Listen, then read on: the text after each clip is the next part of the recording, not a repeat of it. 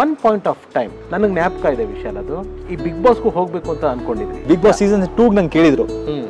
ನಾನು ಕೇಳಿದಾಗ ನಾನು ನೀವು ಒಂದ್ಸತಿ ಮಾತಾಡಿದ್ವಿ. I thought it is a prank call ಅಂದ್ಬಿಟ್ಟು ಫೋನ್ ಇಟ್ಬಿಟ್ಟೆ. ನಾನು ನನ್ನ ಪರ್ಸನಾಲಿಟಿ ಇಲ್ಲದೆ ಇರ್ಬೋದು, ಅದನ್ನ ನಾನು ನೆಗೆಟಿವ್ ಆಗಿ ತೋರಿಸ್ಬಿಟ್ಟು ಅಲ್ಲಿ ಇದು ಮಾಡಿದ್ರೆ ಪ್ರೆಸೆಂಟ್ ಆದರೆ that is the reason at present after seeing this seasons thing I thought okay ಒಳ್ಳೆ ನಾನು ಅಲ್ಲಿಲ್ಲ ಅಂತ ಫಸ್ಟ್ ಟೈಮ್ ನನಗೆ ಆ ಥಾಟ್ ಬಂದಿತ್ತು.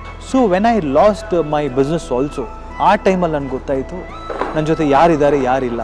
ಕೆಲವೊಂದೊಂದು ಕಡೆ ನೀವು ಕೂಡ ಫೋನ್ ಮಾಡಿ ತುಂಬ ಜನಕ್ಕೆ ಆಪರ್ಚುನಿಟಿಗಳಿಗೆ ಕೇಳ್ಕೊಂಡಿರೋದು ಉಂಟು. ನಾನು ಪರಿಚಯ ಇರೋ ಹತ್ರನೇ ಕೆಲಸ ಕೇಳೋದು, ಅಂದರೆ ಏನಾದರೂ ಒಳ್ಳೆ ಕ್ಯಾರೆಕ್ಟರ್ ಇದ್ದರೆ ಹೇಳಿ ಅಂತ. Because I am in need of work, trust me, I do not have any ego.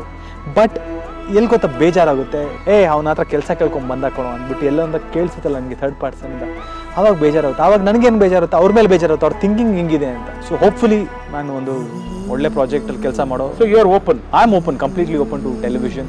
Thank you. ನಾನು ಕೂಡ ಬಣ್ಣ ಹಾಕಿಲ್ಲ, ಬಣ್ಣದ ಮಾತಿಲ್ಲ, ಏನಿದ್ರು ಸ್ಟ್ರೇಟ್ ಫಾರ್ವರ್ಡ್.